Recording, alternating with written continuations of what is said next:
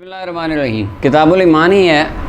حضرت عباس بن عبد المطلب رضی اللہ عنہ فرماتے ہیں، نبی صلی اللہ علیہ وسلم فرمایا ذاقتم الایمان، مسلم کی روایت ہے، فرمایا چکھ لیا ایمان کا ذائقہ اس بندے نے من رضی باللہ ربا و بالاسلام دینا و بمحمد صلی اللہ علیہ وسلم رسولہ، جو اللہ کے رب ہونے، اسلام کے دین ہونے اور محمد صلی اللہ علیہ وسلم کے رسول ہونے پر راضی ہو گیا، اس کو ایمان کا ذائقہ نصیب ہو گیا، اس نے ایمان کا ذائقہ چکھ لیا۔ اچھا، یہ اب اس کے اندر ہے کہ وہ ذائقہ کیسا ہے۔ بعض علماء کہتے ہیں ذائقہ ہے زبان کا، کہ وہ زبان سے آئے گا ذائقہ، یعنی کیسے بندے کو اپنی زبان اور پورے وجود میں وہ ذائقہ محسوس ہوگا، کیسے کہ اس کو لذت آئے گی۔ بعض نے کہا کہ نہیں، یہ ذائقہ حسی زبان سے آنے والا نہیں ہے، یہ دل میں محسوس ہونے والا ذائقہ ہے، کہ جب بندہ ایمان کا ذائقہ اس کے دل میں آتا ہے، یعنی اس کے دل کے کیفیات بدل جاتی ہیں، اس کا یہ مطلب ہے۔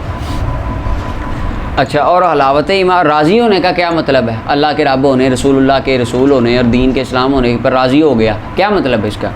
یعنی اللہ تعالیٰ کے تمام احکامات امر و نواہی پر راضی ہو گیا، اللہ نے جن کا حکم دیا ہے اس نے مان لیا، یا اللہ حق ہے، جسے منع کیا الہی مان لیا، یہ حق ہے، رسول اللہ نے جن چیزوں کا حکم دیا پسند فرمایا مان لیا، یہ حق ہے، یہ ہے راضی ہونا۔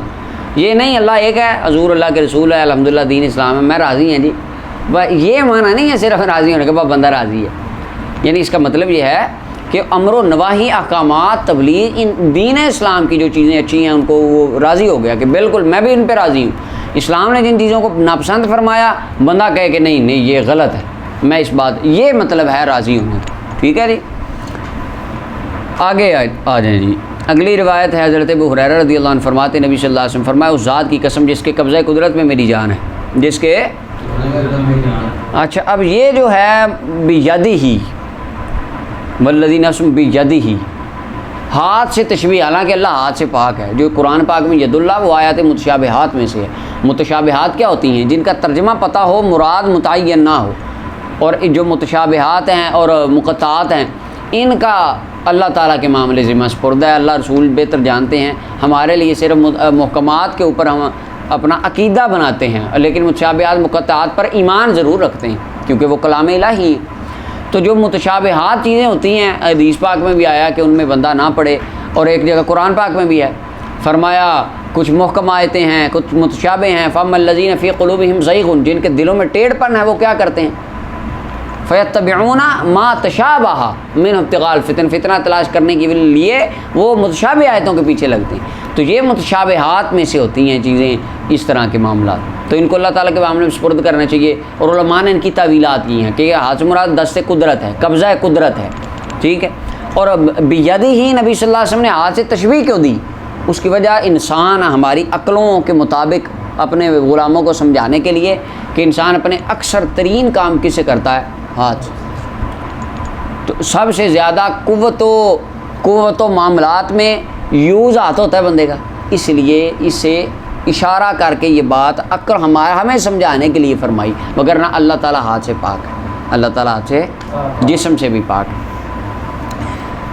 اچھا جی، فرمایا جس کے قبضہ قدرت میں میری جان ہے، لا یسمع بی احد من هذه الامہ، فرمایا میرا نام، اب یہ حدیث مبارکہ بڑی قابل غور ہے، اس پہ ہم پیچھے بھی گفتگو کل بھی ہم نے کی تھی تھوڑی سی، کہ جو کہتے ہیں کہ نبی پاک کے بغیر بھی جنت مل جائے گی، کہ جی نہ بھی مسلم وہ عیسائیوں کو بھی جنت میں بھیج رہے ہوتے ہیں کہ دیکھیں جی انہوں نے چیریٹی بڑی کی، نیک کام بڑے کیے ہیں، لا فرمایا نہیں سنا میرا نام اس امت میں سے کسی یہودی نے یا عیسائی نے، ثم یموت، پھر وہ مر گیا، یہودی عیسائی میرا نام سن کے مر گیا، ولم یؤمن بی، اور مجھ پر ایمان نہیں لایا، ارسلت بہ، جس کے ساتھ میں بھیجا گیا ہوں، یعنی قرآن حدیث پر، قرآن پر، میری ذات پر اور احکامات پر وہ ایمان نہیں لایا، الا کان من اصحاب النار، فرمایا وہ بندہ پکا جہنمی ہے، ہمیشہ کہاں رہے گا؟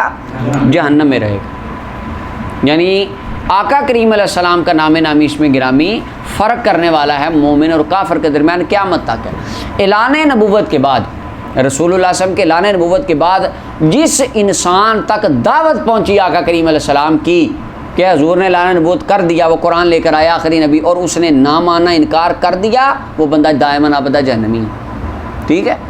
اچھا، وہ کچھ لوگ جن تک دعوت ہی نہیں پہنچی، اب ان کی تو بات ہے نا، جن تک پہنچی ہی نہیں دعوت، ان کو پتہ ہی نہیں چلا ساری زندگی کہ اسلام بھی ہے، وہ ویسے ہی مر گئے، ان کا کیا حکم ہے؟ اختلاف اس کے اندر کئی اقوال ہیں علماء کے، سب سے بہترین اس کی توجیہ مسند احمد بن حنبل کی حدیث ہے جو نبی صلی اللہ علیہ وسلم نے فرمائی کہ قیامت کے دن کچھ افراد کو بلایا جائے گا. ایک وہ ہوگا جس تک دعوت پہنچی ہی نہیں، جس کو اس کو پتہ ہی نہیں چلا کہ اسلام بھی ہے یا کیا معاملات، اور دوسرا ہوگا بوڑھا بندہ، اور ایک ہوگا ان میں مجنون پاگل.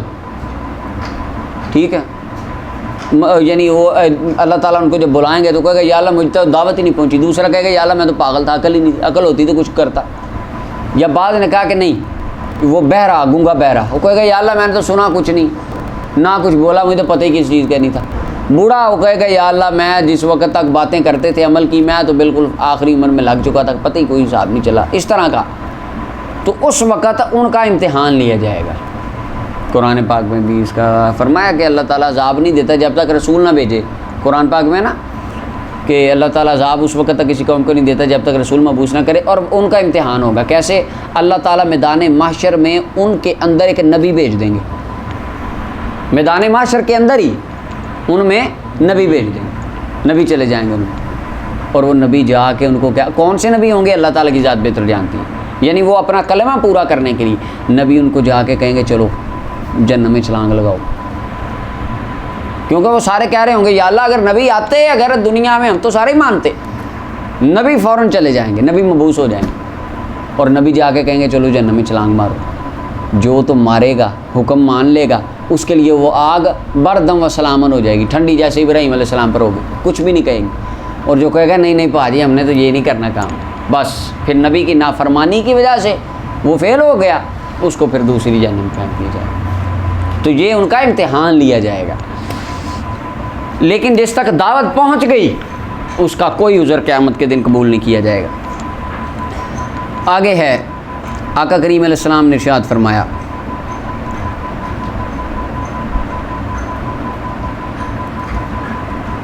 یہ اوپر والی ایک رہ نہیں تھی گئی روایت سب سے پہلی لا یؤمن احدکم، اچھا اس کا ترجمہ دیکھ لیں، یہ آپ نے بتایا ہی نہیں اس وقت. نبی صلی اللہ علیہ وسلم فرمایا 3 چیزیں جس کے اندر ہوں وہ حلاوت ایمان کو پا لیتا ہے، ایمان کی مٹھاس کو پا لیتا ہے. فرمایا من کان اللہ و رسول، جس کو اللہ اور اللہ کا رسول سب سے زیادہ محبوب ہو جائیں ان تمام چیزوں سے جو ان کے علاوہ ہیں. یعنی اللہ رسول کا غیر کل کائنات میں سب سے زیادہ اشد ترین محبت وہ اللہ رسول سے کریں. اب یہاں پر نبی اکرم صلی اللہ علیہ وسلم نے اللہ کے ساتھ اپنے نام کو ذکر فرمایا. اب اللہ کے نام کے ساتھ حضور کا نام ذکر کرنا یہ پیچھے ہم نے پڑھا سنت صحابہ ہے، آج آ گیا یہ سنت مصطفیٰ بھی ہے، حضور کے صحابہ کی سنت بھی ہے. اور فرمایا ایک تو یہ بندہ ومن احب عبدن، اور امام طیبی لکھتے ہیں کہ محبت کا یہی مطلب ہے کہ ان کی ذات سے محبت، ان کے اعمال سے محبت، ان کی تعلیمات سے محبت یہ ہے. اور وہ بندہ جو کسی سے محبت کرے، جو احب عبدن کسی اور بندے سے محبت کرے، لا یحبہ الا للہ، اس کی محبت نہ ہو مگر صرف اللہ کے لیے. ریاض الصالحین میں آپ نے وہ حدیث دیکھی کہ فرمایا وہ بندہ جا رہا تھا تو راستے میں کیا بیٹھا تھا ایک فرشتہ، اس نے کہا جس طرح تو اس کے ساتھ محبت کرتا ہے اپنے بھائی سے، اللہ تیرے سے محبت فرماتا ہے. تو لہٰذا یہ مطلب ہے اللہ کی رضا کے لیے محبت کرے، دنیاوی مال کے لیے نہ، یہ نہ ہو کہ یہ میرے کام آئے گا. آج کل ہماری محبتیں بھی ایسے ہوتی ہیں، کام آئے گا، ہے جی یہ فلانا پیسے دے دے گا، مشکل وقت میں ساتھ دے دے گا، اس کی سفارش چل جائے گی. یہ تعلق لوگ کہتے ہیں جی سلام دعا رکھنی چاہیے تھی سارے نے، کم پہ جاتا ہے. آج کل اس طرح کی رشتہ داریاں اور اس طرح کے جو ہے نا آپس کے اندر تعلقات ہیں.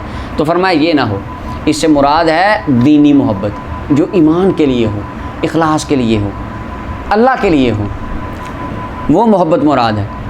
فرمایا وہ بندہ بھی ایمان کی حلاوت کو پا لیتا ہے. اور وہ بندہ من یکرہ جو ناپسند جانے کہ کفر میں لوٹ جائے بعد اس کے کہ انقذہ اللہ منہ، اللہ تعالیٰ نے اس کو اس سے نکال دیا. انقذہ کا معنی عام ہے، یعنی جو بندہ کافر سے مسلمان ہوا اس کے لیے بھی یہ حکم ہے کہ اللہ نے اس کو نکال دیا، اب اس کے بعد وہ واپس جانے کو ناپسند کرتا ہے. کس طرح؟ کما یکرہ ان یلقی فی النار، جیسا کہ وہ ناپسند کرتا ہے کہ آگ میں ڈال دیا جائے، اتنی نفرت کرے کفر سے. اور دوسرا وہ بندہ جو پیدا ہی مسلمان ہوا، مولا علی قاری فرماتے ہیں یہ حدیث اس کو بھی شامل ہے، یعنی وہ مسلمان ہی بڑا ہوا، کفر اس نے 1 منٹ کے لیے بھی نہیں کیا، لیکن اب بھی وہ ایسے سمجھتا ہے کہ کفر میں جانا اتنا برا جانتا ہے جیسے آگ میں ڈلنا، تو اللہ تعالیٰ اس کو بھی یہ ثواب اور شان عطا فرماتے ہیں، اللہ اس کو ایمان کی حلاوت اور مٹھاس عطا فرماتے ہیں۔ اچھا آگے جی، حضرت ابو موسیٰ شریف فرماتے ہیں نبی صلی اللہ علیہ وسلم فرمایا 3 بندے، کتنے بندے؟ تھوڑا اور آپ آہستہ سا بولیں، 3 بندے، کتنے؟ ہاں 3 بندے، ان کے لیے ڈبل اجر، 2 اجر ہیں۔ پہلا وہ بندہ اہل کتاب میں سے، یعنی کوئی عیسائی ہو، یہودی ہو، یا کسی نبی کا امتی ہو، آمن بنبی ہی، جو اپنے نبی پر ایمان لایا، وہ آمن بمحمد صلی اللہ علیہ وسلم، اور نبی پاک پر ایمان لایا۔ فرمایا جس نے 2 نبیوں کا کلمہ پڑھا ڈبل اجر ہے، یعنی عیسیٰ علیہ السلام کے دور میں ان کا امتی تھا، بعد میں حضور آ گئے، اس نے نبی پاک کا کلمہ پڑھ لیا، جیسا کہ حضرت سلمان فارسی رضی اللہ عنہ، وہ پہلے عیسائی تھے، نصرانی تھے، پتہ چلا ہے پادری نے بتایا مکے میں نبی آنے والے ہیں، آ گئے مکے میں، بکتے بکاتے مدینے میں آئے، جب مدینے حضور آئے پھر ملاقات ہوئی، کلمہ پڑھا، تو فرمایا ان کے لیے ڈبل اجر۔ اچھا یہ کیوں فرمایا؟ اس ملا علی قاری کہتے ہیں اس کی وجہ یہ تھی کہ بعض لوگوں کے دل میں شبہ پیدا ہو گیا کہ شاید ہم نبی پاک کا کلمہ پڑھ لیں گے نا، عیسائیوں یہودیوں کے دل میں ڈر پہ، اگر ہم نے کلمہ پڑھ لیا نا نبی پاک کا، تو جو پہلے ہم نے عبادتیں کی ہیں اپنے یہودی مذہب کے مطابق یا عیسائی مذہب کے مطابق، وہ ضائع ہو جائیں گی، کیونکہ ہم تو نئے دین میں چلے گئے، اس دین کے احکام نئے ہوں گے، عبادات نہیں ہوں گی، تو ہمارا پرانا سارا ذخیرہ ضائع ہو جائے گا۔ اس وقت رسول اللہ صلی اللہ علیہ وسلم نے یہ تسلی دینے کے لیے، شبہ کو دور کرنے کے لیے فرمایا کہ نہیں ضائع نہیں ہوگا، بلکہ اس کا بھی ثواب ملے گا، اللہ تمہیں اس کا بھی ثواب عطا فرمائے، ڈبل شان ہوگی تمہاری۔ ایک تو یہ بات۔ دوسرا بندہ شری فرمایا والعبد المملوک، غلام بندہ جب وہ ادا کرے اللہ کا حق اور اپنے موالی آقاؤں کا حق، یعنی 2-3 بندوں نے مشترکہ غلام لیا ہے اور سب کے پاس اس کی مخصوص گھنٹوں میں ڈیوٹی ہے، وہ ان سب کی خدمت بھی کرے، ساتھ نماز روزہ بھی سارا پورا کرتا رہے، تو فرمایا اللہ تعالیٰ اس کو بھی ڈبل ثواب عطا فرماتا ہے۔ اس کی وجہ اہل عرب کہتے تھے کہ جو اپنا غلام ہے نا، اس کی عبادت کا ثواب آقا کو ہوتا ہے، اس کی وجہ جو غلام جو پیسے کماتا تھا وہ کس کے ملک میں جاتے تھے؟ آقا کے ملک میں، وہ اپنا کوئی اس کی بات اپنی بات نہیں تھی، سودا کرے قبول نہیں تھا، آقا کے حکم سے سارا کچھ ہوتا تھا۔ عبادات میں بھی ان کا کنسیپٹ ایسا تھا کہ جو غلام میں نماز پڑھتا ہے، عبادت کرتا ہے، یا جو اللہ کرتا ہے، حج کرتا ہے، عمرہ کرتا ہے، اس کا ثواب کس کو ہوتا ہے؟ آقا کو۔ تو نبی علیہ السلام نے ان کی اس بات کا رد فرمایا کہ نہیں ایسی بات نہیں، اللہ اس کو ڈبل اجر دیتا ہے، ایک تو اپنے آقاؤں کی خدمت کا اور دوسرا اپنے اللہ کی عبادت کرنے کا۔ تیسری فرمایا تیسرا بندہ وہ بندہ کانت عندہ امہ، جس کے تحت، جس کے پاس ایک لونڈی ہو، جس کے پاس اچھا ویتوہا، وہ اس کے ساتھ مجامت کرتا ہو، فادبہا، وہ اس کو ادب سکھائے، فاحسن تادیبہا، اور اچھے آداب سکھائے، یعنی اخلاقیات اس کو سکھائے، اور علمہا، اس کو تعلیم پڑھائے لکھائے، پڑھائے نا تعلیم دے، اچھی تعلیم دے، پھر اس کو آزاد کر دے اور پھر اسے شادی کر لے، اللہ اس کو بھی ڈبل اجر عطا فرماتا ہے۔ اس کی وجہ یہ تھی کہ اس وقت لونڈیوں کو ادب سکھانا یا پڑھانا یا ان کے اوپر کوئی انویسٹ کرنا، تعلیم عورت کی حوالے سے بالکل سوال ہی پیدا نہیں تھا ہوتا، اور جو لونڈی تھی، عورت تھی، اس کو بڑا ایک حقیر سمجھا جاتا تھا۔ تو اس وقت یہ آقا کریم علیہ السلام نے فرمایا کہ جو ان کی تعلیم کا خیال کرے، ان کو پڑھائے لکھائے، ادب و آداب سکھائے، پھر اس کو آزاد کر دے، شادی کرے، تو اس کے اندر ڈبل اجر ہے۔ ڈبل اجر کس چیز میں ہے؟ ایک تو فرمایا اس کو آزاد کرنے کا اجر ہوگا، دوسرا اس کو جو پڑھانا لکھانا ادب اس کا اجر، اور بعض نے کہا ایک اس کو ادب سکھانے کا اجر اور ایک شادی کرنے کا، یا ایک نے کہا، بعض نے کہا کہ ایک آزاد کرنے کا اجر اور ایک شادی کرنے کا، یار علماء کے مختلف اقوال ہیں۔ خیر فرمایا اجر اس کے لیے 2 ہیں، کیونکہ وہ احسان کر رہا ہے، نیکی کر رہا ہے، بہت زیادہ جو لوگ اس نیکی سے اعراض کر رہے ہیں وہ بندہ کر رہا ہے، لہٰذا اللہ تعالیٰ اس کو ڈبل اجر عطا فرماتے ہیں۔ یہاں پہ بھی انہوں نے یہی لکھا ہے اجر علی عتقہ، ایک اجر 11 نمبر حاشیہ، ایک اجر اس کو آزاد کرنے پر، واجر علی تزوجہ، اور ایک اجر اس کو شادی کرنے پر، اور بعض نے کہا اجر علی تادیبہ، ایک ادب سکھانے پر اور دوسرا آزاد کرنے پر۔ یہ تینوں طرح کے مختلف اقوال۔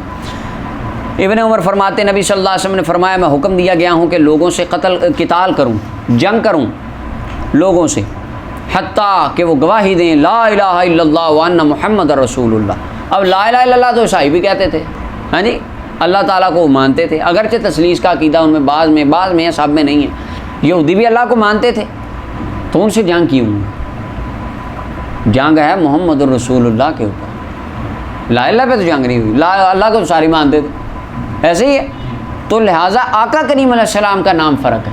اب قیامت تک جو جنگ ہوگی، اب تو ہے نہیں، خیر جہاد ہوگا تو اسلام کے لیے، رسول اللہ صلی اللہ علیہ وسلم کی رسالت کے لیے ہوگا، توحید، عقیدہ توحید اور رسالت دونوں کے لیے ہوگا۔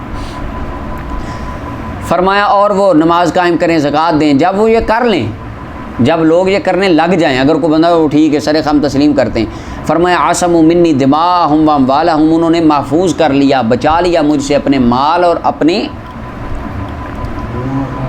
خون، ہاں مال اور خون بچا لیے، الا بحق الاسلام، یعنی ان کو پھر نہ ان کا مال لیا جائے گا، نہ ان سے جزیہ لیا جائے، ٹیکس نہیں لیا جائے گا ان سے، مسلمانوں سے ٹیکس، لیکن پاکستان میں ہم سارے مسلمان ٹیکس دیتے ہیں۔ اچھا، اور ان کے مال اور ان کے خون، یعنی ان کو قتل نہیں کیا جائے گا پھر، الا بحق الاسلام، مگر اسلام کے حق کے ساتھ۔ اسلام کے حق سے کیا مراد ہے؟ اسلام کے حق سے مراد یہ ہے کہ اگر ان میں سے کوئی بندہ زنا کرے، چوری کرے، شراب پیے، قتل کرے، تو اسلام کا حق ہے ان سے بدلہ لیا جائے گا، شراب کی حد لگے گی، چوری میں ہاتھ کاٹے جائیں گے، اور قتل کے قصاص لیا جائے گا، یہ چیزیں آئیں گی۔ وَحِسَابُهُمْ عَلَى اللَّهِ، اور ان کا حساب اللہ پر ہوگا۔ یعنی اگرچہ بعض فرق فرمایا اگر کوئی ظاہراً کلمہ پڑھ لے، اگر کوئی ظاہراً پڑھ لے کلمہ، یعنی دل سے نہ مانے، فرمایا جب تک لا الہ محمد رسول اللہ پڑھ رہا ہے، نماز پڑھ رہا ہے، زکوٰۃ دے رہا ہے، بس قتل نہیں کیا جائے گا۔ دل کا حساب اللہ کے معاملے میں، اگر کوئی چھپ کے گناہ کرے یا چھپ کے اپنا نہ ظاہر کرے، اسلام کفر ظاہر نہ کرے، دل میں اسلام نہ ہو اور کرتا رہے ظاہری طور پہ، تو فرمایا اس کا حساب قیامت کے دن اللہ اس کا حساب لے گا۔ اچھا جی، آگے دیکھیں،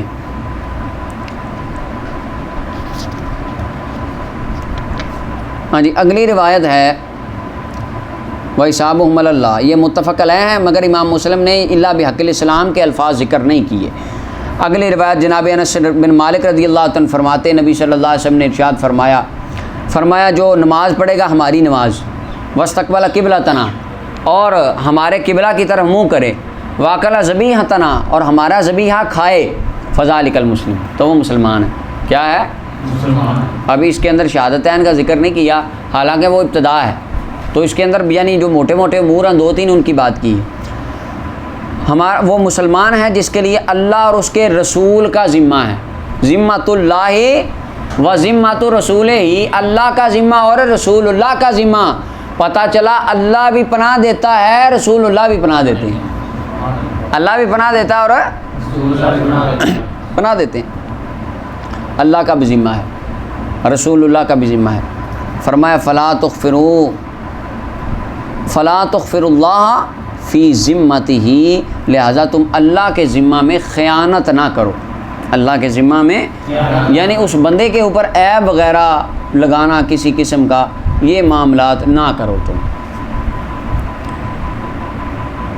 اور اگر دل کے اندر اس کا معاملات نہیں ہیں تو وہ پیچھے نبی علیہ السلام نے فرما دیا کہ فرمائے وَحِسَابُهُمْ عَلَى اللَّهِ، اس کا حساب اللہ پر ہے۔ امام مالک فرماتے ہیں کہ زندیق کی توبہ قبول نہیں کی جائے گی۔ یہ جو زندیق ہے نا، ظاہراً اپنے آپ کو مسلمان شو کرے، اندر سے کافر ہو، اور پتہ چل جائے کہ یہ اس طرح کرتا ہے، یہ بے ایمان ہے، وہ زندیق کے حکم میں، اور امام مالک فرماتے اس کی توبہ قبول نہیں ہے، اس کو قتل کر دیا جائے گا۔ بعض نے کہا کہ نہیں، ایسے نہیں ہے، اگر اس پہ ایک بار توبہ پیش کی جائے گی، کر لے تو ٹھیک ہے، نہ کرے تو ٹھیک ہے۔ امام مالک فرماتے ہیں، اور باقی بعض علماء نے یہ بھی کہا کہ جب تلوار اوپر سونت لی اس کو سزا دینے کے، اگر اس وقت توبہ کرے پھر توبہ قبول نہیں ہے، پہلے قبول ہے، اس سے پہلے معافی کر لے۔ زندیق ظاہراً اپنے آپ کو کہنا کہ ہم مسلمان ہیں، جیسے قادیانی کہتے ہیں، اپنے آپ کو کہتے ہیں مسلمان ہیں، اور نماز بھی ہمارے والی وہ ساری کلمہ بھی اپنی لکھا ہوتا ہے لا الہ محمد رسول اللہ، لیکن آپ کو بتایا تھا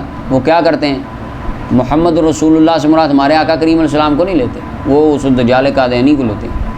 تو اور اندر سے وہ کیا پورے بے ایمان، ظاہر کہتے ہیں ہم نبی پاک کو مانتے ہیں، لیکن آپ ان کے عقائد، ان کی کتابیں پڑھ لیں، نبی علیہ السلام کی نبوت، رسالت، ختم نبوت کا منکر ہے، ظاہراً اسلام کا لبادہ ہے، اندر سے بے ایمان، تو یہ زندیق کے حکم میں آتے ہیں، اور امام مالک کے نزدیک ان کی توبہ نہیں ہے۔ اچھا جی، لیکن اگر کوئی قادیانی کلمہ پڑھ کے مسلمان ہوتا ہے تو یہ باقی تمام ائمہ نے اس کی گنجائش رکھی ہے ٹھیک وہ آ جائے آگے جی. عطا حضرت جناب ابو ہریرہ فرماتے ہیں ایک دیہاتی بندہ آیا نبی کریم صلی اللہ علیہ وسلم کی بارگاہ میں اور آ کر اس نے عرض کی یا رسول اللہ دلنی علی عمل، میری رہنمائی کیجیے ایسے اعمال پر جب میں انہیں کروں میں جنت میں چلا جاؤں. یعنی صحابی جانتے تھے سرکار جنت کا راستہ بتا سکتے ہیں، میں جو پوچھوں گا جنت کا راستہ حضور میری رہنمائی کریں گے اور جب میں ان پہ چلوں گا میں جنت چلا بھی جاؤں گا. آپ کے پاس ضمانت ہے کہ آپ جنت جائیں گے، چلے جائیں گے؟ گارنٹی ہے کوئی؟ فرمایا کوئی ابن آدم عمل کی وجہ سے جنت میں نہیں جائے گا، اور یہ کہہ رہے ہیں مجھے عمل بتائیں جن کے ساتھ میں جنت میں چلا جاؤں. تمام محدثین فرماتے ہیں، بلکہ امام نووی رحمۃ اللہ علیہ نے بڑی پیاری یہاں پہ بات کی. امام نووی رحمۃ اللہ علیہ فرماتے ہیں کہ عمل یہ جنت جانے کا سبب ہے، اور عمل کی توفیق بندے کو تب ملتی ہے جب اللہ کی رحمت ہوتی ہے. اور حدیث میں ہے نا کہ فرمایا اللہ کی رحمت سے جس نے جانا جانا، تو اس کا یہ مطلب بھی نہیں ہے عملوں کی ضرورت نہیں ہے. اب یہ سے ابھی کہہ رہے ہیں یا رسول اللہ عمل بتائیں جن کے ساتھ میں جنت میں جاؤں. جنت میں داخلہ اعمال کے سبب سے ہی ہوگا، لیکن اعمال کرنے کی توفیق اسے ملے گی جس پر اللہ کی رحمت ہوگی. تو لہٰذا جنت میں اگر کوئی یہ کہے کہ جنت میں اللہ کی رحمت کے ساتھ ہی جائیں گے، اس کے بغیر نہیں جائیں گے، تو یہ بھی ٹھیک ہے. کیوں؟ کیونکہ اعمال کی توفیق بھی اسے ملے گی جس پر رحمت الہی ہوگی. یا رسول اللہ عمل بتا دیجیے. لیکن ہمارے یہاں سبحان اللہ سنی ببر شیر ہاتھ جنہیں ہاتھ کھڑے کر لے وہ بھی جنتی. ایک میں نعت خواں کی سن رہا تھا، کلپ آیا ہوا تھا تقریر، اس کی نعت تھی، صوفے پہ بیٹھا کہتا تمہیں نہیں پتا جنہیں آج حاجی صاحب دی محفل دا لنگر کھادا ہے وہ جنتی. بندے کہتے سبحان اللہ، ان کی شکلیں بھی میں نے ساری دیکھ لی جو کہہ رہے تھے، اور اس کی اپنی کلین شیف تازہ اور اس طرح پر آ گیا ہے، وہاں ہماری پیسے پھینک رہی. سبحان اللہ جی، واہ حاجی صاحب نعت خان صاحب کو عاشق رسول، ان کا حاجی صاحب دی محفل سے جنہیں روٹی کھا لی وہ بھی جنتی، وہاں ہم راضی ہوگی ہماری تھی. اب دیکھیں جو بندوں کو یہ کہہ رہے ہیں کہ آپ جناب محفل میں آ گیا لنگر کھا لیں جنتی، یہاں ہاتھ اٹھا لیے وہ بھی جنتی ہے. خطیب صاحب وہ بھی کہہ رہے تھے، میں نے سنا، وہ کہتے جڑا محفل ہے زندگی میں ایک بار جو محفل نعت میں آ گیا وہ بھی جنتی ہے. اب دیکھیں اتنی اچھی جنت جس کو مل گئی ہے، وہ اس نے آپ کے پیچھے جمعہ پڑھنے کیوں آنا ہے؟ اور یا اس کو آپ کے درس کی ضرورت ہے؟ اس نے کہہ رہا ہے یہ مولوی تو پاگل ہیں بیٹھے ہیں اتنے، اب 6000 حدیث انہوں نے پڑھنی سال بیٹھ کے، تو پڑھ کیوں نہ ہے جی آج اللہ راضی ہو جائے، رسول اللہ راضی ہو جائے، جنت مل جائے. ادھر روٹی کھا کے جنت مل رہی ہے، تو کام ان کا سستا نہیں ہے. اس وجہ سے عوام وہ ان معاملات کی طرف کہ یہ کام ٹھیک ہے. ایسے ہی ہمارے اہل تشیع حضرات، ان کے اندر 10 دن ہوتے ہیں مخصوص سے، تو اس کے اندر ذکر اذکار ہے، باقی سارا سال چھٹی. عوام کہتی یہ بھی ریلیف ہے، عوام کو دے رہے ہیں، عوام راضی ان کی. اسی طرح ہمارے ناز خواہ وہ جو ہماری عوام الناس کو ریلیف دے رہے ہیں، عوام ان سے بھی راضی ہے، عوام پیسے بھی دیتی ہے ان کو، لاکھ روپیہ دیتی کہ نہیں دیتی، وہ تو سارا چلتا ہے. اب آپ جب کہیں، اب یہ حدیثیں جب آپ سنائیں گے، اب عالم اسی محفل میں بیٹھ کے اگر کہے کہ 5 نمازیں لازمی ہیں، اس نے کہا مولوی تو مشکل دین بیان کرتے ہیں. مولوی جو ہے نا یہ دیکھیں دین میرے بھائی اتنا تنگ نہیں ہے جتنا انہوں نے کر دیا. نعت خان صاحب ہمیں ایک پلیٹ سے جنت دے کے جا رہے ہیں، مولانا صاحب نے آگے 5 نمازیں منہ پر ڈال دی. لہٰذا نعت خانوں والا ایمان ٹھیک ہے، دین نرم دیکھیں دین میں بڑا میٹھا ہے. اس طرح کی اسٹوریاں اور کہانیاں. اب وہ صحابی کہتے ہیں حضور ایسے عمل بتائیں عمل کر کے جنت جاؤں. فرمایا ہاں اللہ کی عبادت کر، شرک نہ کر اللہ کے ساتھ، اللہ کو اس کی ذات و صفات و افعال کے اندر وحدہ لا شریک بے مثل و بے مثال ماننا. فرمایا نماز قائم کر، فرض قائم کر، ہیں جی کیا مطلب؟ ہمیشہ پڑھ، تعدیل ارکان سے پڑھ، دل لگا کے پڑھ، اور زکوٰۃ فرض ادا کر، اور رمضان کے فرض روزے رکھ. عرض کی والذی نفسی بیدہ، اس ذات کی قسم جس کے قبضہ قدرت میں میری جان ہے، میں اس پر کسی چیز کی زیادتی نہیں کروں گا، نہ اسے کوئی کام کروں گا. ایک خارجی کی میں نے تقریر سنی، کہتا دیکھا میرے بھائی یہاں سے سنتے پڑھنی ثابت ہوگی، سنتے نہ پڑھنا ثابت ہو گیا. زور کی، اثر کی، مغرب کی، عشاء کی، یہ ہمیں سنی ٹکرے مارتے ہیں سنتے. اب صحابی نے کہا تھا میں یا رسول اللہ سنتے نہیں پڑھوں گا. آگے بیٹھے کہہ رہے ہیں واہ واہ سبحان اللہ کیا بات. صحابی کہہ رہے ہیں یا رسول اللہ جو آپ نے بتایا میں ان پہ کمی زیادتی نہیں کروں گا. اس کی 2 صورتیں ہیں. یا رسول اللہ جتنی فرض نمازیں بتائیں 5، فرض 5 ہی پڑھوں گا، نہ 4 کروں گا، نہ فرض 6 کروں گا. یہ مطلب ہے اس کا. دوسرا مطلب اس کے اندر مولا علی قاری لکھتے ہیں کہ یہ صحابی اپنی قوم کے قاصد تھے، ان کے پیغام رساں بن کے آئے تھے، اور جب یہ بات سنی انہوں نے عرض کی یا رسول اللہ میں یہ پیغام ان کو پہنچانے میں کوئی کمی زیادتی نہیں کروں گا۔ بخار جی کیا کہہ رہا ہے؟ کہتا دیکھا سنتے ہیں، انہوں نے کہا میں سنتے نہیں پڑھوں گا۔ حدیث کے لفظ دیکھیں، لا ازید علی ھذا، اس پیغام کے اوپر کچھ کمی زیادتی نہیں کروں گا، یا آپ نے جو بتایا ان کی فرضیت پر کمی زیادتی نہیں کروں گا۔ خارجی کہہ رہا ہے، انہوں نے کہا میں سنتے نہیں پڑھوں گا۔ کہتا انہوں نے صحابی نے کہا یا رسول اللہ میں سنتے نہیں پڑھوں گا۔ کمال نہیں ہو گئی؟ اچھا جی، فلما واللہ، جب وہ پھرے واپس گئے، پلٹے واپس مسجد نبی سے باہر نکلے، قال النبی صلی اللہ علیہ وسلم، رسول اللہ نے فرمایا من سرہ ان ینظر الی رجل من اہل الجنت فلینظر الی ھذا، جس بندے کو سرور آتا ہے، اچھا لگتا ہے کہ وہ کسی جنتی کو دیکھے، فرمایا وہ دیکھو جنتی جا رہا، سامنے جنتی جا رہا۔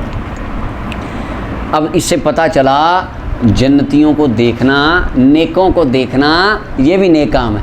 حضور دکھا رہے ہیں نا، فرمایا وہ دیکھو جنتی۔ کس کا دل نہیں کرتا جنتی دیکھنے کا؟ جنتی لوگوں کو، نیک لوگوں کو دیکھنا یہ بھی باعث ثواب ہے، کار ثواب ہے۔ اچھا جی، اب یہ دیکھیں اس کے اندر اسلام کی موٹی موٹی چیزیں عام بندے کے لیے یہ ہے، یہ حدیث بڑی جامع ہے عام ایک انسان کے لیے، عام فرد کے لیے، جو سادہ بندہ، مزدور بندہ، عام دنیا دار بندہ۔ فرائض 5 وقت کی نماز، رمضان کے روزے، زکوٰۃ اگر مال ہے، حج اگر اللہ توفیق دے، اور کبیرہ گناہوں سے بچنا عام مومن اگر، اور عقیدہ تو پہلے ہے نا، عقیدہ تو پہلے، یہ سے بس موٹے موٹے یہ چیزیں کرتا کرتا جو دنیا سے چلا گیا، اللہ تعالیٰ اپنے فضل سے اس کو جنت عطا فرمائیں گے۔ احادیث طیبات سے ہمیں یہی نظریہ ملتا ہے۔ اچھا جی، آگے حضرت جناب سفیان بن عبداللہ الثقفی فرماتے ہیں میں نے عرض کی یا رسول اللہ میرے لیے ایسی بات کہہ دیجئے اسلام میں کہ میں آپ کے بعد کبھی کسی سے سوال نہ کروں، آپ کے بعد کبھی کسی سے میں پوچھوں نہ وہ بات۔ تو نبی اکرم صلی اللہ علیہ وسلم نے ارشاد فرمایا کہ میں اللہ پر ایمان لایا، ثم استقم، پھر اس پر استقامت اختیار کر لے، ڈٹ جا، پھر آگے پیچھے نہ ہو۔ پھر صوفیاء فرماتے ہیں الکرامت الاستقامت فوق الکرامہ، استقامت کرامت سے بڑی ہوتی ہے، ثابت قدم رہنا ہے۔ پیر میر علی شاہ صاحب رحمۃ اللہ علیہ کی بارگاہ میں مولوی صاحب چلے گئے، علم پڑھا ہوتا ہے نا جو بندہ، وہ اس کا پھر نفس ذاتی طور پہ بڑا ایک ہوتا ہے ذام میں کہ میری کیا بات ہے، میں عالم ہوں یہ۔ اور آج کل تو کمال ہو گئی نا، حسد بہت زیادہ ہو گیا، آج کل علماء میں بڑا حسد ہو گیا، ہر جماعت میں ہو گیا، ہر مسلک میں ہو گیا، ہر جگہ پہ ہو گیا۔ بس اللہ تعالیٰ خیر، اللہ ہمیں بچائے، محفوظ فرمائے۔ تو پیر میر شاہ صاحب کی بارگاہ میں نا وہ مولانا صاحب چلے گئے، رہے جا کے کچھ دن، 4-5 دن رہے، واپس آپ فرمایا بھائی کیسے آیا تھا اور کدھر جا رہا؟ کہنے لگا جی مرید ہونے آیا تھا۔ مولوی جلدی کسی کے مرید بھی نہیں ہوتے، یہ میں نے بڑی دیکھی چیز۔ درس نظامی فاضل بندہ ہوتا ہے نا جو، وہ جلدی کسی کا مرید نہیں ہوتا۔ کئی ایسے علماء میں نے دیکھے ہیں فوت ہو گئے، وہ مرید نہیں ہو کسی کو پیر ہی نہیں ملا۔ پوری دنیا میں اپنے سے بہتر کوئی انسان ہے شیخ ملے ہی نہیں جس کی حضرت بیعت کر لے، ایسے میں نے کئی دیکھے ہیں بندے۔ اللہ اکبر، این ممکن وہ ہوں ان کی اللہ تعالیٰ کی بارگاہ میں واقعی یہ شان ہو، ساری دنیا سے بہتر ہوں، لیکن وہ یعنی انہوں نے سمجھا کہ ہمارے مناسب کوئی بندہ پوری نہیں ہے پاکستان میں ملا کہ جو ہمیں ارشاد اور طریقت کی باتیں بتا سکے۔ کئی بندے اور ابھی بھی ہیں کئی، یعنی ان کے سفید بال کئیوں کے آ چکے ہیں، میں ان سے ملا علماء جی آپ کی بیعت، جی میں کوئی نہیں، کسی کی بیعت نہیں، میں خود آگے سے مذاق سے کئی کہہ دیتے میں آپ مرید کرنا ہوں میں آپ بیعت کرتا ہوں۔ اچھا خیر، بات کر رہے تھے پیر میر شاہ صاحب رحمۃ اللہ، آ گئے 5 دن رات، مولوی صاحب واپس۔ فرمایا کس طرح آئے تھے، کدھر جا رہے ہیں؟ حضرت میں آیا تھا مرید ہونے۔ تو جا کیوں رہے ہو؟ جی میں آپ کی شان نہیں نظر آئی، دل آیا تھا کہ کوئی کرامت دیکھوں، کوئی ہوا میں اڑتا ہو، کوئی اللہ کا درویش، کوئی یعنی پانی پہ چلتا ہو، کوئی اس طرح کی کہانیاں ہوں، تو پھر میں ایسے تو نہیں نا مرید ہو جاتے۔ اب آپ نے فرمایا تو بتا 5 دن میں میرا کون سا عمل سنت مصطفیٰ کے خلاف دیکھا ہے تو نے؟ کون سا عمل میرا حضور کی سنت کے یہ فرمایا؟ انہوں نے کہا جی کوئی نہیں دیکھا۔ فرمایا سب سے بڑی میر علی کی کرامت یہی ہے کہ میرا ہر عمل سنت مصطفیٰ کے مطابق، یہ ہے الاستقامت فوق الکرامہ، استقامت کرامت سے بڑی ہوتی ہے، یہ سب سے بڑا کام ہے۔ باقی وہاں میں اڑتا ہو. حضرت صاحب فرماتے ہوتے ہیں, حضرت صاحب کی تقریر, فرمایا ہوا چڑھتا ہوئے, منہ چو اگ کٹتا ہوئے, پانی تے ٹرتا ہوئے, شریعت مصطفیٰ دا باغی ہوئے, لمحہ پا کے لتر ماری انہوں پیر نہ بننی.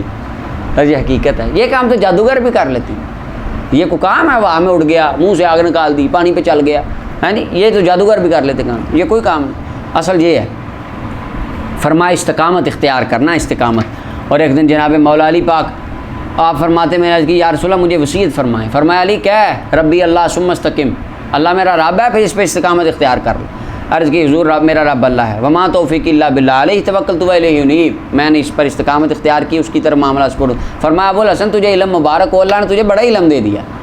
حضور نے مولا علی کو فرمایا. چلیے اگلی روایت طلحہ بن عبید اللہ فرماتے ایک بندہ نبی پاک کی بارگاہ میں آیا اہل نجد سے. کہاں سے جی؟ نجد در حقیقت اونچی زمین کو کہتے ہیں, اونچی زمین, تہامہ نیچی زمین کو کہتے ہیں. نجد جو علاقہ ہے عرب کا وہ ان کے اندر زمین کے اعتبار سے اوپر ہے سطح زمین کے, لہذا اس کو نجد کہتے ہیں. اور نبی علیہ السلام نے فرمایا تھا وَهُنَاكَ يَطْلُعُ قَرْنُ الشَّيْطَانِ, فرمایا وہاں شیطان کا ایک سینگ نکلے گا. ہیں پتہ نا اس کی ڈیٹیل کا باقی آپ کو. فرمایا وہاں سے شیطان کا ایک سینگ نکلے گا, اور وہ نکلا. یہ اہل نجد سے آئے.